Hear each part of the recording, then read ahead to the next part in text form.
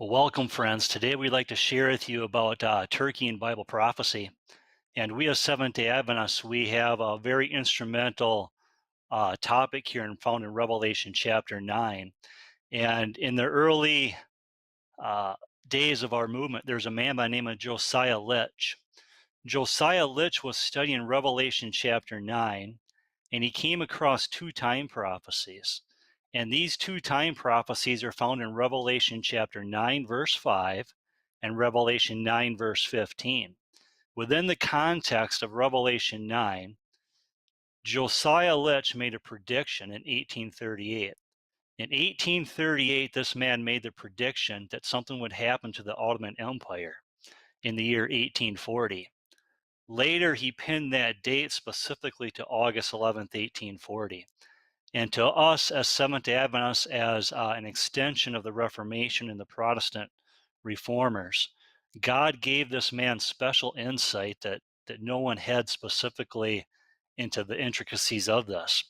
And what this man did is, with him and the Millerites, when they made this prediction, they put this in the newspapers throughout. And when this event came to pass, the people that scoffed him and mocked him now became believers in the God of heaven and the God of the Bible. They were infidels. There was over 1,000 people that took up the Bibles as believers for the first time from this prediction.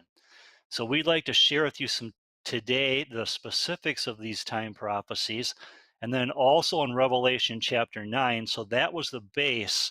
Revelation chapter 9, these two time prophecies is what created the base, and it created a foundation for people to trust the William Millerites and the early Seventh-day Adventist pioneers. So what that did is it established the day for year principle. So in August 11th, in August 11th, 1840, when the Millerites made this prediction, and it happened, and it came to pass, these people said, these are the people of God. And then the Millerites were now predicting within a few short years, 1843 and then later 1844, that Jesus was coming back again. So all of the people put their trust in these men because of the prediction found in Revelation 9. And that established the day for year principle, and it said that these people have an understanding of Bible prophecy. So with that being said, we're going to turn to our next slide there. And I want to show you something here of what the Millerites did. So in on the screen there to your left, we have the 1843 chart, and on the right we have the 1850 chart. And what these men did is they took the prophecies from William Miller and Litch, they put them on a chart form and added the pictures to it. And this is what they used when they went from town to town or city to city when they gave their lectures.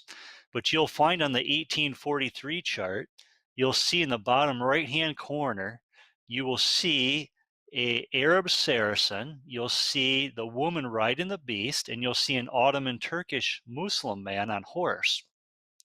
And as you can see, there's angels around them.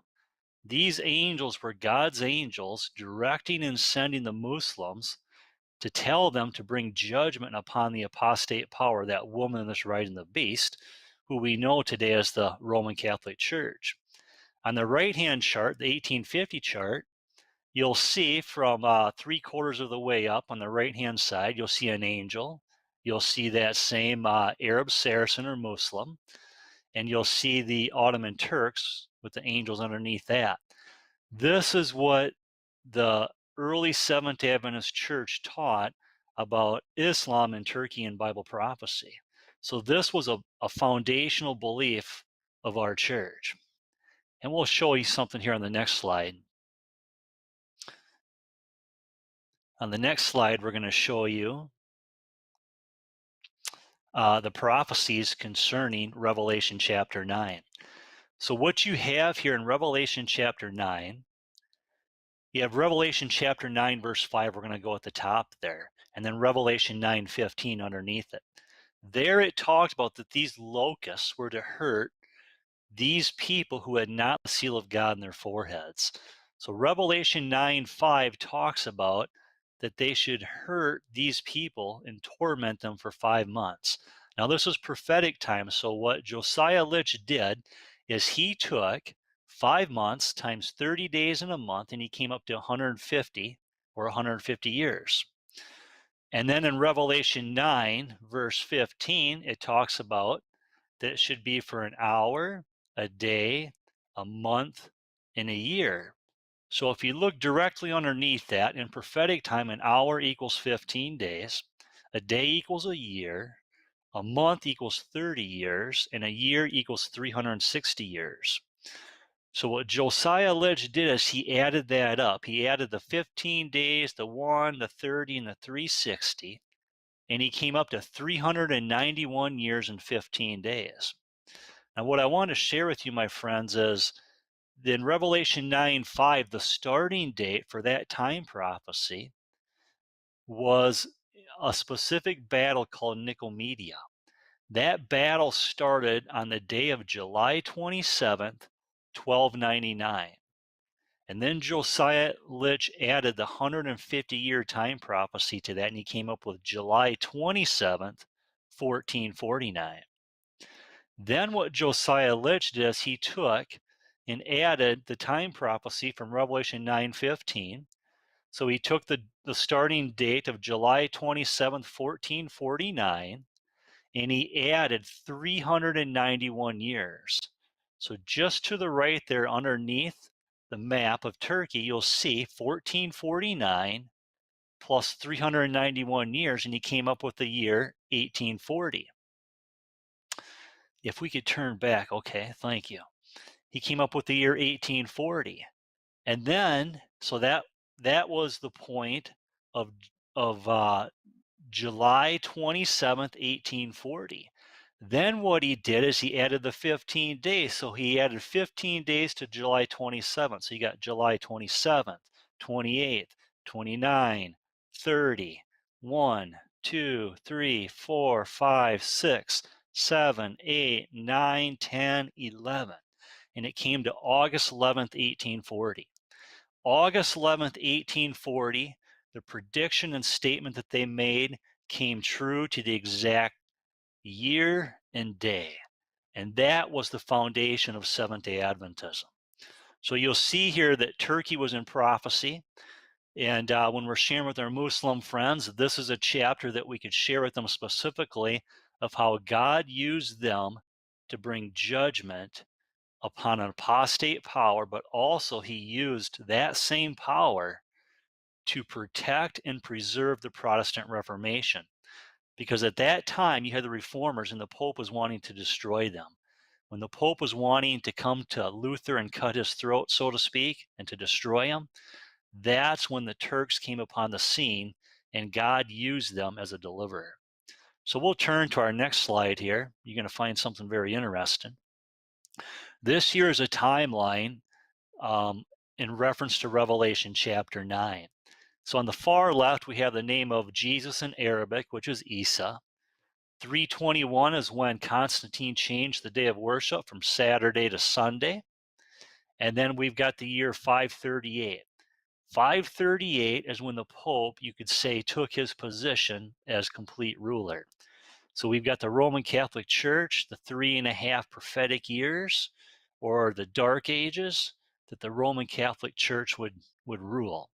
So underneath this time period, Revelation 9 is discussing. When you read Revelation 9 verses 19 and 20, it talks about these men worshiping devils, worshiping idols of gold and silver and stone, which can neither see nor hear nor walk. So here's, you have this power, and then in another verse it talks about that this group of people with their murders and their thefts and their fornication. So this is referring to the Catholic Church because the murders was upon the reformers. It's thefts, stealing the people's money and offering suggested prayer for them.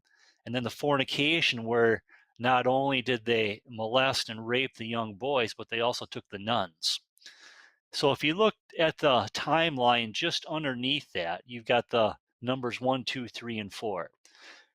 This is the first 4 trumpets that the Bible talks about. So you could see here that the trumpets were judgments that were commanded and executed by God because the church went into apostasy. And you can see how close that is to the year 321. So God gave years, and then he decided to take it in his hands that he would execute judgment upon these pagans taking the professed name of Jesus.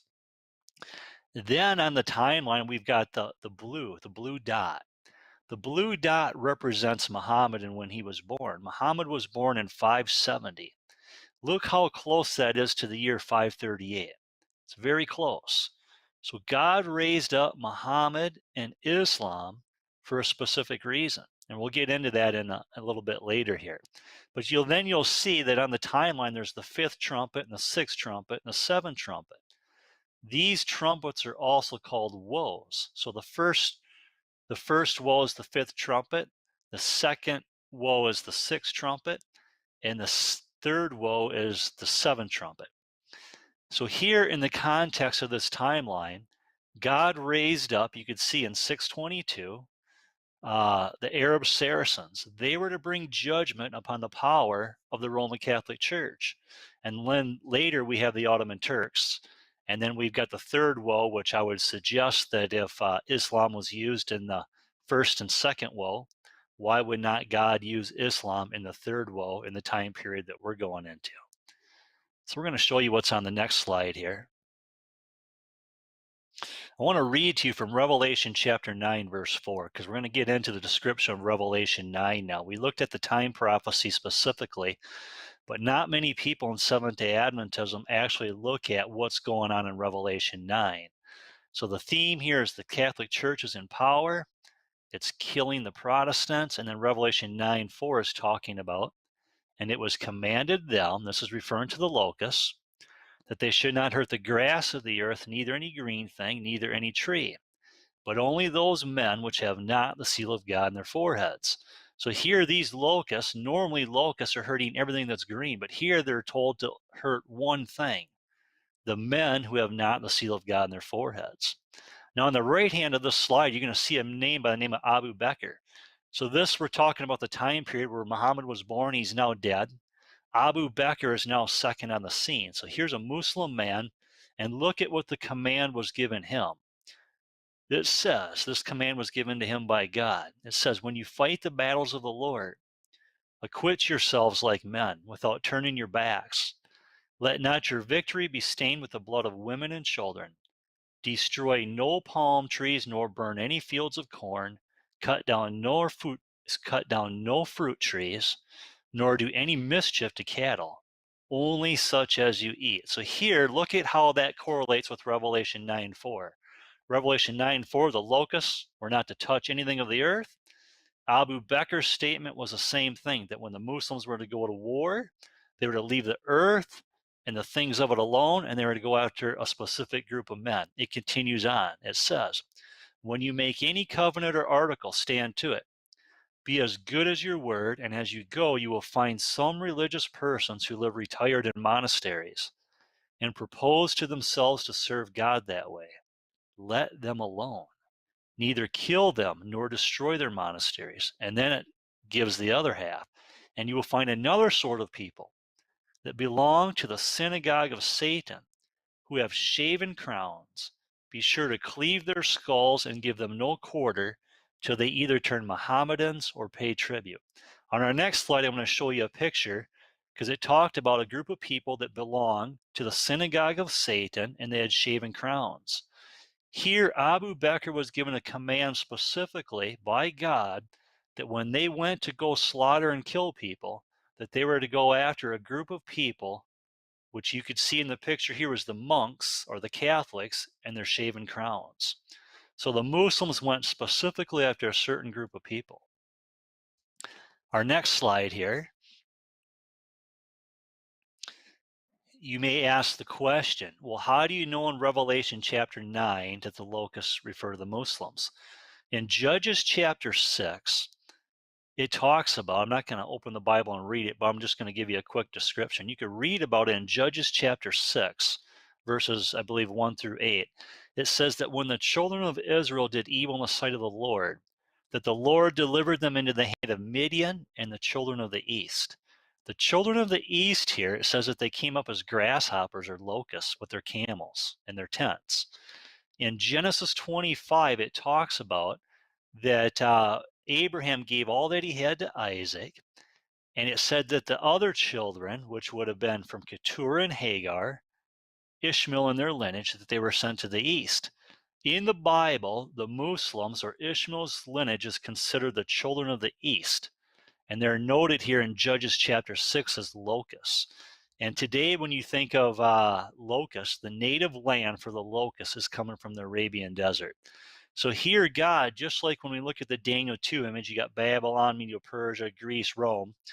God uses symbolic language for a group of people from the Middle East, and he notes that as the locusts. So everywhere in the Bible, when you find locusts and it's symbolic, it's referring to the Muslim people. Our next slide here I want to show you is just in context of the 1850 chart.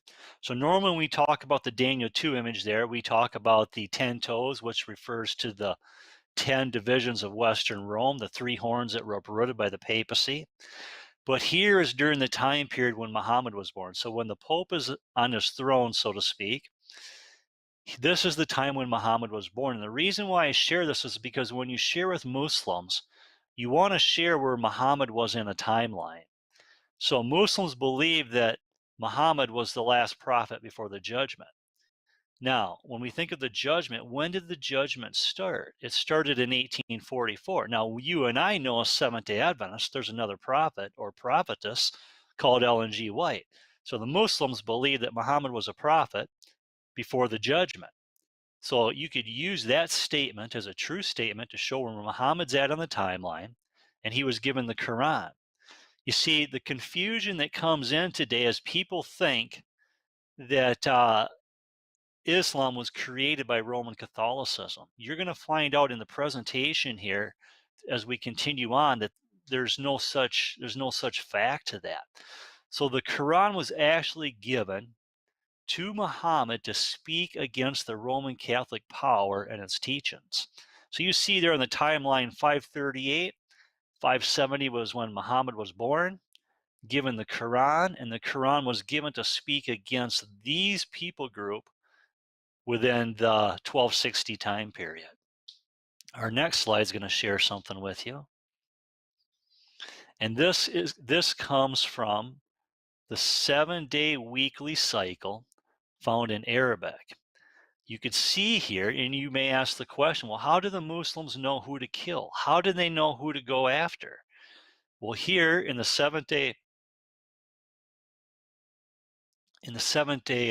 format here, you can see that Sunday is called the first day in Arabic. It's written there in Arabic. Second day is Monday, third is Tuesday, Wednesday is the fourth, Thursday is the fifth, and then there's something interesting here on Friday. Friday is called El Juma. El Juma is when the Muslims gather. They gather every Friday for prayer. But I want you to think of the story of the Israelites in the wilderness. What day did they gather bread on? What day were they commanded to go out and to grab a double portion, which was Friday, the gathering day?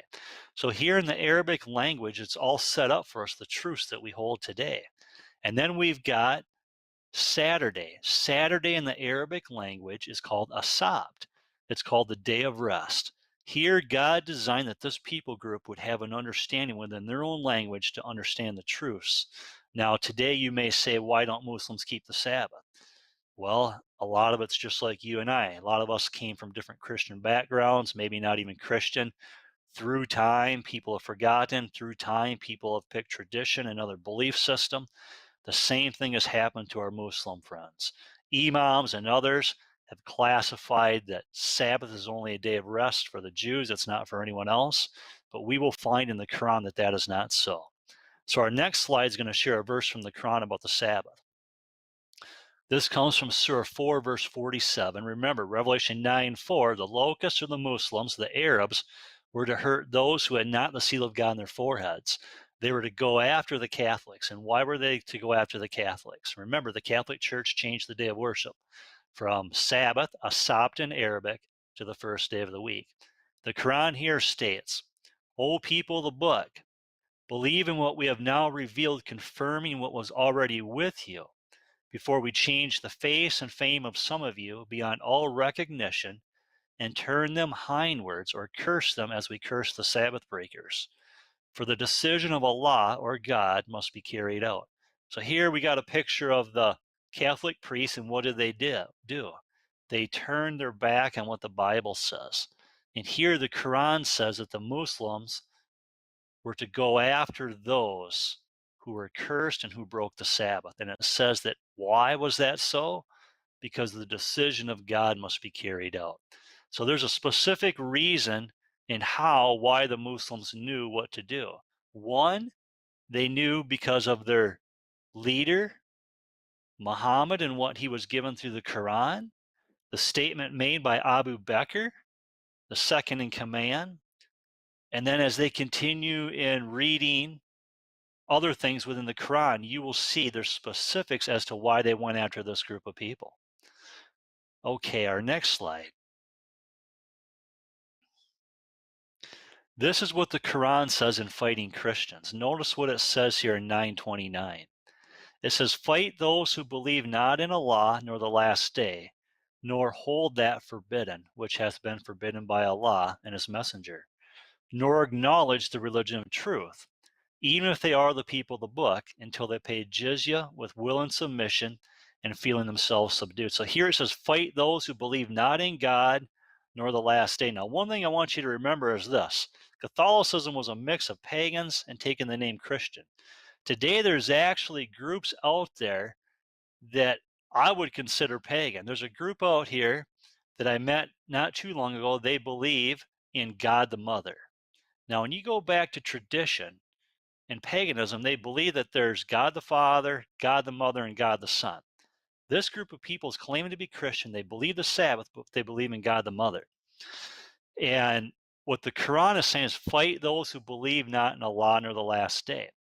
The Bible states clearly what the last day is. The last day is, Jesus says that he would what? He would raise that man up on the last day, resurrection day, the second coming. So when I want you to think of Catholics, do they believe in the last day? No. Other Christian groups? No. In order to believe in the last day, you have to believe in the judgment, the way we do as Seventh-day Adventists. You have to believe in the 1,000 years, millennium, and then you have to believe in the second coming and that the dead are not resurrected until the second coming. That is the last day. And then the verse reads on. We'll go back to our screen there. Nor hold that which is forbidden. That would include drinking alcohol, eating pork, all of these things that the Roman Catholic Church teaches. So here the Quran's given us specific. And then in Surah 3, 1, 13, and 14, beneath that, it says this. This is what the Quran says. It says, not all of them are alike. Of the people of the book, there's a portion that stand for the right. They rehearse the signs of Allah all night long, and they prostrate themselves in adoration. They believe in Allah and the last day. They enjoin what is right. They forbid what is wrong, and they hasten in emulation in all good works. And that says they are in the ranks of the righteous. So not only does the Quran speak about a group of the people of the book, Jews and Christians that believe what is right, but this verse here could actually be spoken about you and I as Seventh-day Adventists today at the end of time. Because why? We believe in prostrating to God. We believe in what the book says. We forbid what drinking and alcohol and the other things that are stated in the book. So here it says that they're in the ranks of the righteous. Here, the Quran is stating that you and I, are, as believers, are in the ranks of the righteous. And the question is posed when you talk to a Muslim is what is needed to enter the kingdom of God, or what they believe is paradise or Jannah, and it is to be righteous. That's the obsolete, that is the standard. And how do we get that? As you and I know, only through Jesus. But that is something that we could share with them as we further. Our next slide shares something that I want to share with you. If you look at the top there, it's got the number 538. 538 and to the right, it says Papal Rome, okay? That's the 10-horned beast with the little horn coming up. Now we're going to read what it says underneath the number 606. It says, the rise of Mohammedanism.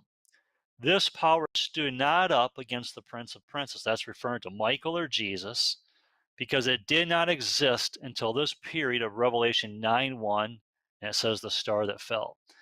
You see, this power here of Islam was risen up at a later time period. So there you've got the Roman Catholic Church, you've got the beast and the woman referring to the church, and then the upper right hand of that, you got the Arab Saracens or the Mohammedans. Here, the Seventh-day Adventists taught clearly that it was two distinct powers. And today within Christendom, and what I believe is actually happening with the Daniel 11 viewpoint that Turkey is the king of the north, is that view is actually making Islam the Antichrist power.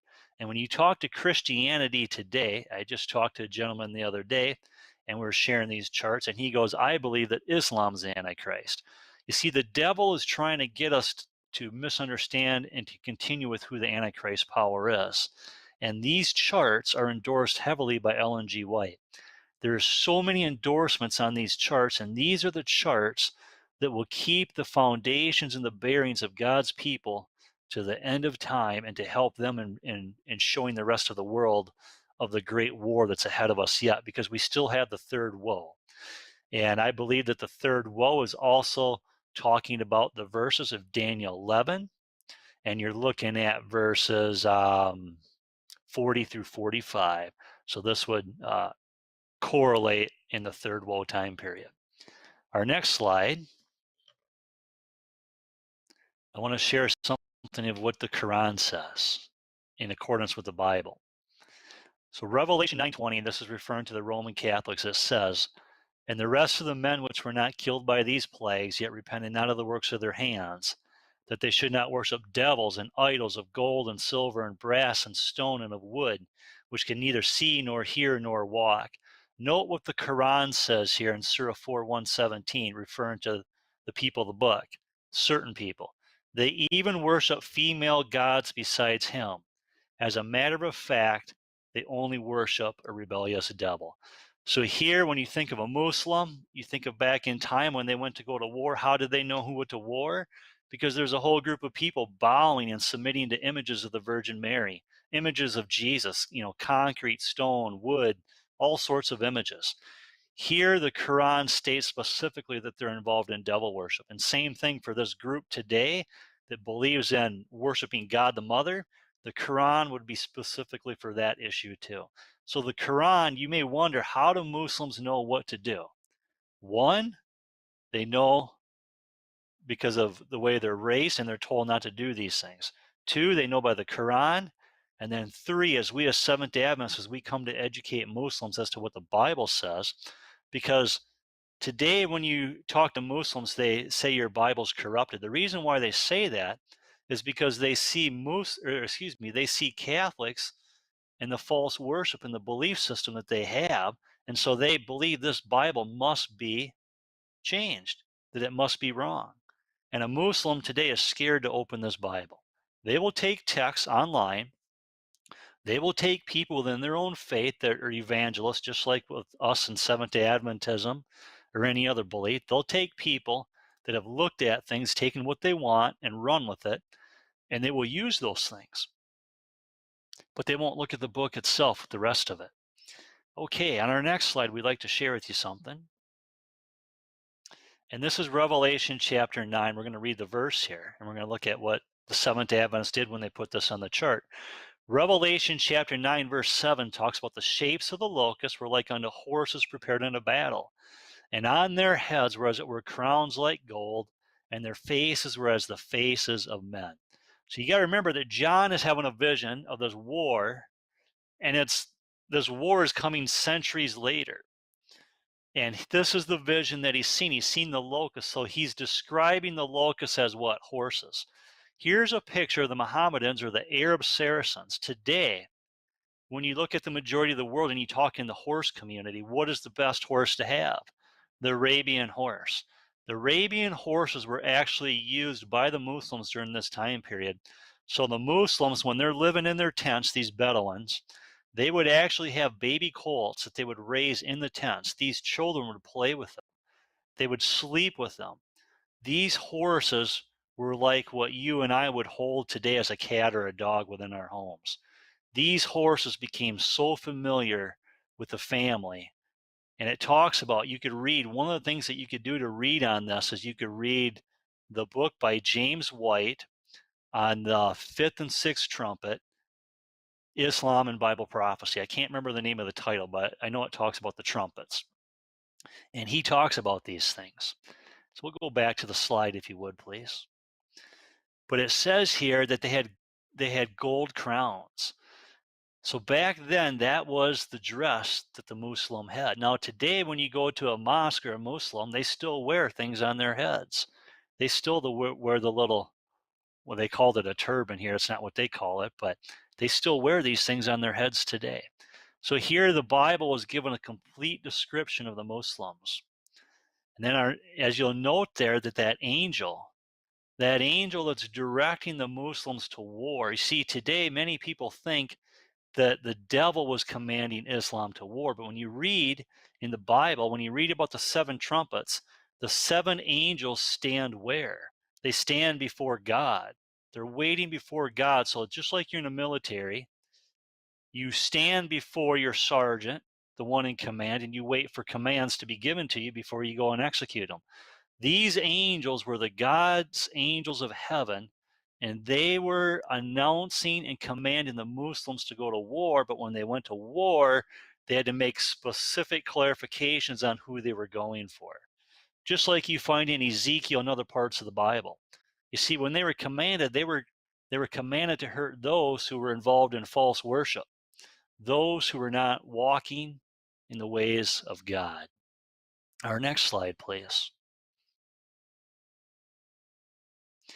Our next slide, we're going to talk about the sixth trumpet and the second woe, and it reads this. Revelation 9:13 says, "And the sixth angel sounded, and I heard a voice from the four horns of the golden altar which is before God, saying to the sixth angel which had the trumpet, loose the four angels which are bound in the great river Euphrates." So here on our next slide, we're going to show you something about the sixth angel. Remember, the command was coming from where? The command was coming from the four horns of the golden altar, which is before God. Okay? So I want to pose the thought to you, for those of you that have been studying the sanctuary, and we know that just through the sanctuary is the plan of salvation. We also know that it's like a timeline. Let me explain. We know about Jesus' death and resurrection. So when Jesus resurrected, he resurrected in what year? AD 31. AD 31 is when he entered the heavens. So when you look at this chart here and you look at the temple or the sanctuary, Jesus entered that sanctuary on what day or what year? AD 31. And he entered into the holy place where the four horns and the golden altar is. Okay? You and I know as Seventh-day Adventists through prophecy, the cleansing of the sanctuary and the 2300 days found in Daniel 8:14, that Jesus moved from the holy to the most holy place, right? So this gives us a description of time. If you were to take and you're cutting that sanctuary in half where the line is above the four horns, you could say that 1844 and onwards to the top of the temple there is referring to that time period. So Revelation 9 verse 15 is a description of this command that's given us a time of the year. It has to be before the year 1844. To those that want to say that the sixth trumpet is in the future, you are considered a futurist, one, compared to the sanctuary and time prophecies. But here, look at where the command's coming from.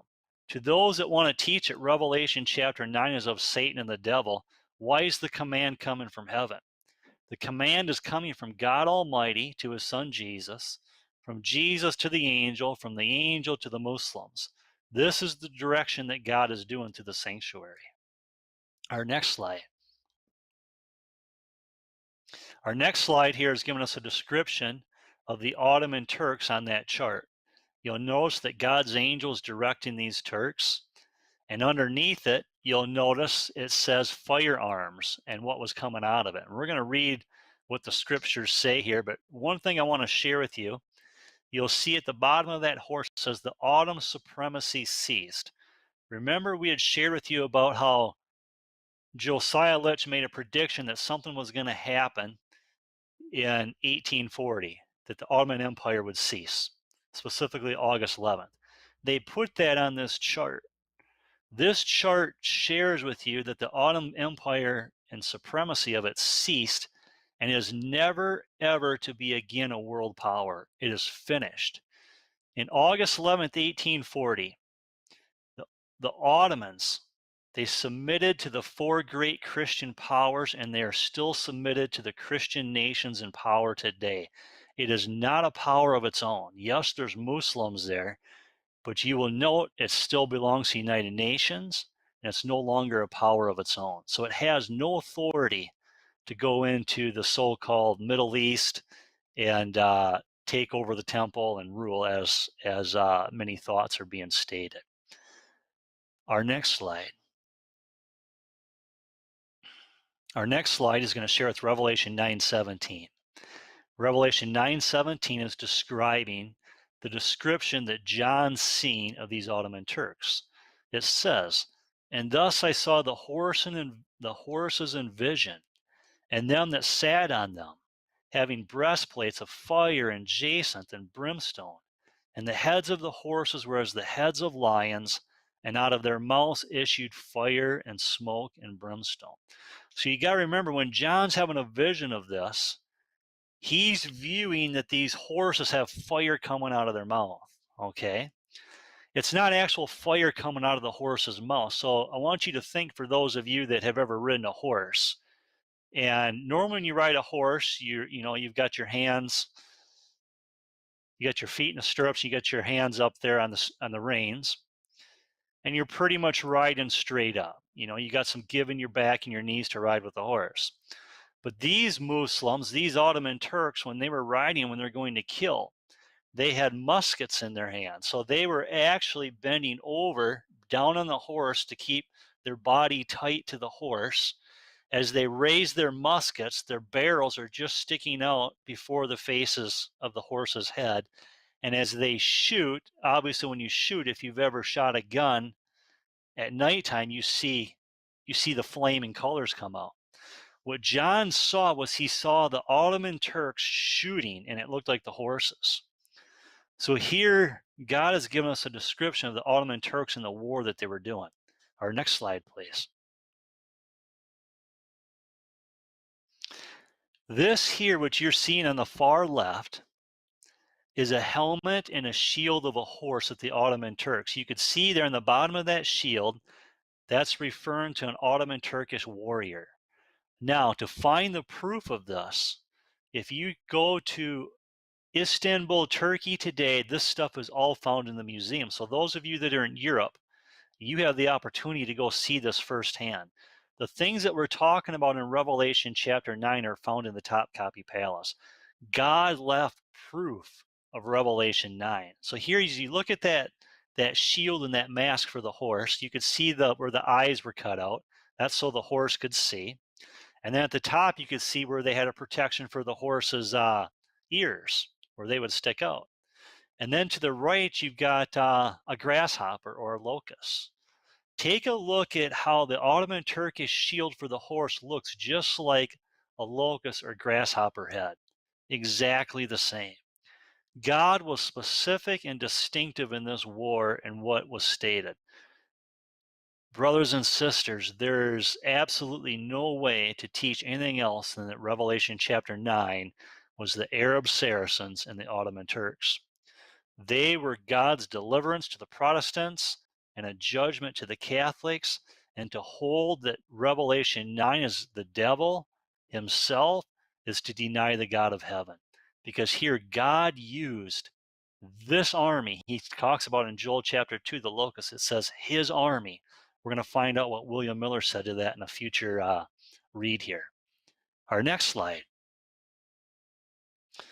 Remember, we talked about in Revelation 9, it talked about the four messengers, or the four angels. It says the four angels in the Euphrates River. Here on the map, you can see the Euphrates River there on the right-hand side. You see four dots. These four dots were these four angels or messengers. They were the four caliphates, the four caliphs. These came after Othman, and these were the leaders that now were to move from this area, from Aleppo, Damascus, Baghdad, and Iconium. They were to go up. They were to go north, and they were to go up to the area there of Constantinople, and they were to bring war. And we'll turn to our next slide, please. This here is some of the weapons that the Ottoman Turks use. You can find this again in the Topkapi Palace. You can see the swords, the shields, the armor, and at the bottom you see the muskets. You see, God gave specifically this group of people muskets. They were the first ones with gunpowder and to have muskets, and this is how they won the war. And we're going to share on the next slide something fascinating. Now, I want you to think of these weapons. So here, what you see is the Ottoman Turkish growth map. You could see, I won't go into details, but you could see how the Ottoman Turks moved into North Africa and Egypt. They went all the way up into the northern tip of Africa and Spain. They moved up into the European area there. And this was the map would show. So I want you to think, if you were in Martin Luther's day and you're up there in Germany, and you nail in the 95 Thesis and the Pope's wanting you dead, and here comes a military might from the south coming up to bring judgment on the Pope. Okay, our next slide. Next slide I want to share with you. This is an interesting picture here. I was with a friend of mine, JL, here quite a few years ago. We made a trip to California. On this trip, we were hoping to share with Muslims and share some things, and we came across a building that talked about a history building. And I told my friend JL, I says, let's just go in by chance. Maybe there's something in there about the Islamic stuff that we've been studying and wanting to know. We go in there, and this is what we found. This gentleman was an antique guy, and here he's holding one of the very weapons that were used during the time of Martin Luther. I want you to think of that gun, my friends. I'm not one to hold a gun anymore, believe in wanting to hold a gun or kill. But I want you to think how God had given the Muslims the ability to take down this Antichrist power. God had to do something drastic, and that drastic is actually what saved the Protestants. Okay, our next slide. This here's a picture of the cannons that the Ottoman Turks used.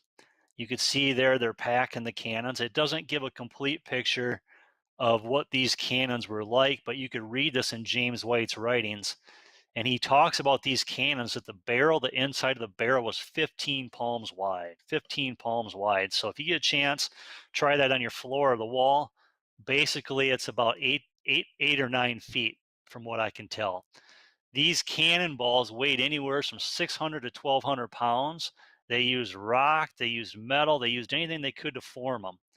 And these are the cannons that were used to bring down the walls of Constantinople. So here, when you look at these cannons weighed a ton. I forgot to mention, too, that Rome actually had the ability to have this cannon first, and they didn't take it. Then the man that created this cannon went to the Muslims. He went to the Ottoman Turks. They took it, and it was by God's providence. So what they did is, when they're bringing these cannons, you could read that they used 14 batteries of these. They lined them up around Constantinople. 14 of these, they lined them up 1 mile's distance away. And they shot these cannons, and these balls would fly through the air, and that's what brought down the walls of Constantinople. But it also talks about that when they were bringing these cannons, how heavy they were. I believe it took, I'd have to look at my notes, I believe it was 32 oxen. They took many wagons.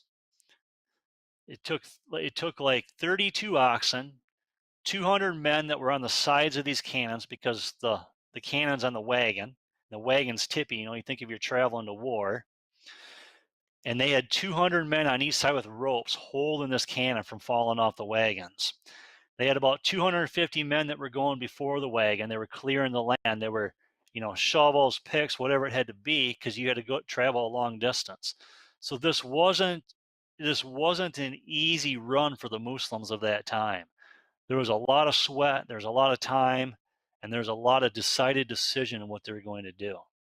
It wasn't like war today where you just pull something out and you fight. They actually had to travel. Okay, our next slide, please. This is what William Miller has to say about Revelation chapter 9. So it says, Revelation 9, third verse. There came out of the smoke a locust upon the earth. Unto them was given power as the scorpions of the earth have power. By these locusts I understand armies. See Joel's first and second chapters. Therefore I should read this text thus. There came out of these Mohammedan followers large armies, which should have great power to what?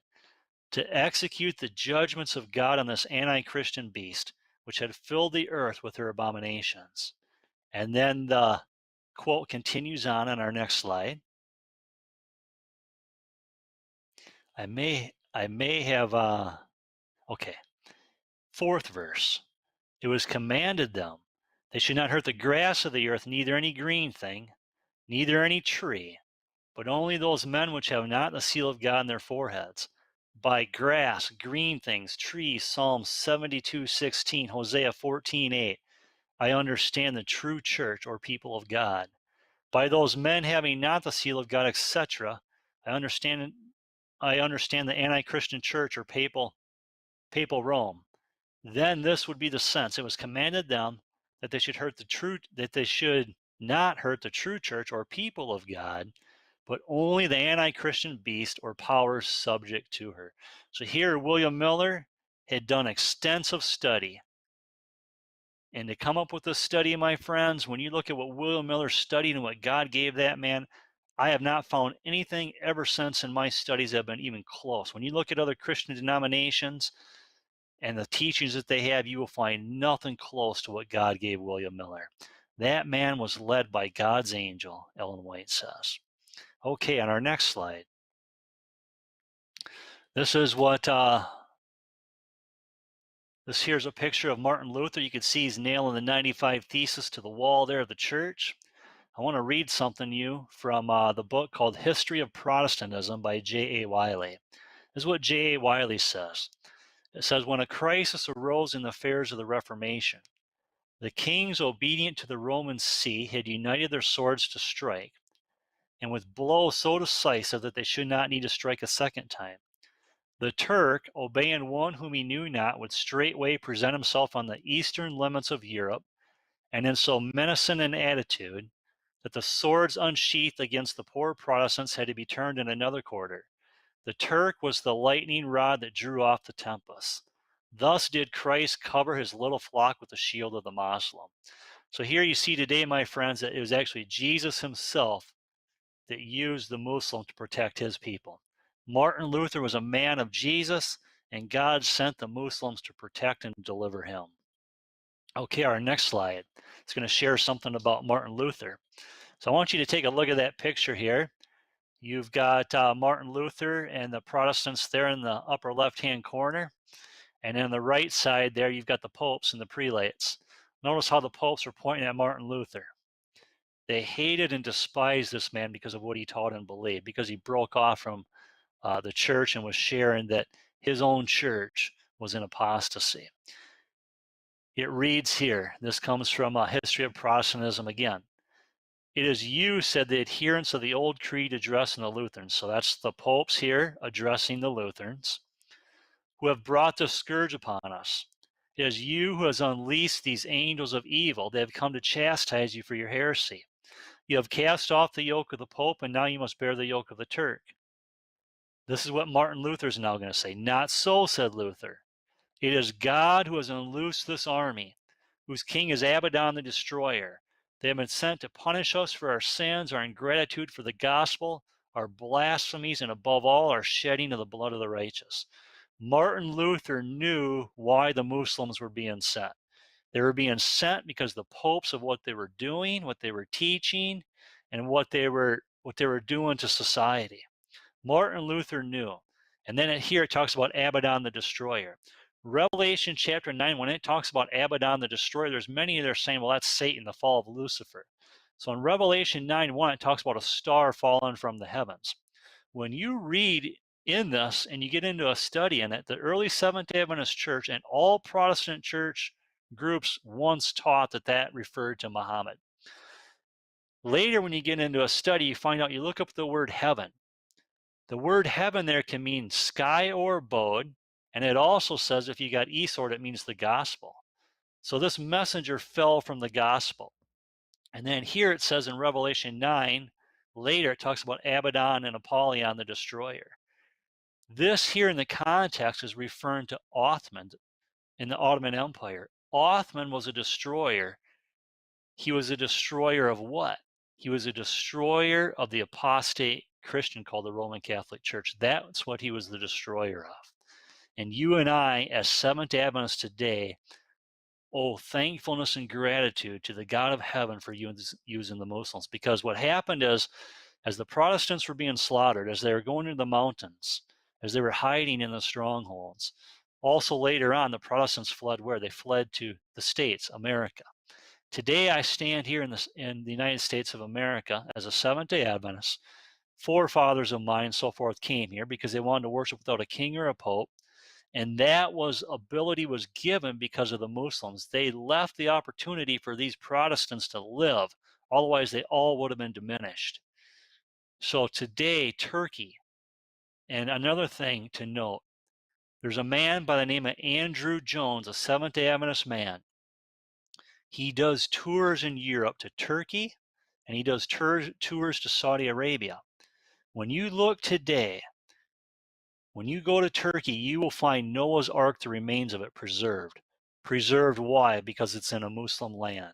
You will go to Saudi Arabia today, you can find the mountain of Moses, or Musa in Arabic, where Moses met God on the mountaintop. The mountaintop, the split rock, all of that is preserved by the Muslims. You think of our Bibles today, the Greek manuscripts, they were actually preserved from the Muslims in Egypt. We have a lot of history to owe to the Muslim people. Our Bible, Noah's Ark, the Mountain of Moses, Jebel Allah, as it's called. And there's much more. Our next slide, please. This comes from the Quran, Surah 566. It says, if only they had stood fast by the law, the gospel, and the revelation that was sent to them from their Lord, they would have enjoyed happiness from every side. There is from among them a party on the right course, but many of them follow a course that is evil. So here the Quran is stating that the people of the book are the Christians. The only way that we could stand fast is by the law and the gospel and the revelation or the Bible that was sent to us. My friends, we could actually teach from the Quran about the Sunday law. It's not as explicit as the Bible, but it's there. And our next slide to finish up, please, I believe. It says, I want to read the verse from the Quran about the Sabbath breakers, and I want to share with you, I don't have it on the slide, but there's 4 verses in the Quran that talk about Sabbath breaking. This comes from Surah 4, verse 47. This is why the Ottoman Turks, this is why the Ottoman Empire came, and this is why they warred against so-called what many consider Christianity. It says, O ye people of the book, believe in what we have now revealed, confirming what was already with you before we changed the face and fame of some of you beyond all recognition, and turn them hindwards or curse them, as we curse the Sabbath breakers, for the decision of Allah must be carried out. So here, friends, to conclude with the study, God raised up Ottoman, the Ottoman Turks, and the Arab Saracens. He gave them the book called the Quran. The Quran was given because these people could not get their hands on a Bible. You got to remember, within the Protestant Reformation, the Bible was burned. The Bible wasn't in the common people's hands till later, until they got a copy and started printing it and sharing it. The Quran was given to a group of people that needed to understand what this power was doing and to execute the judgments of God. So as we look at Turkey today, Turkey was a blessed land. And you could read also in Stephen Haskell's book, where it talks about the 7 churches. The 7 churches were desecrated, they were destroyed by the Muslim power. Why? Because they went into apostasy. So thank you for your time. May God be with you. And we look further to share with you other things about Turkey and Bible prophecy and the Antichrist power, and what does the Bible have to say about the third woe and the Muslims. As the Muslims would say, Salam alaikum, God bless, and may God bless you in your studies.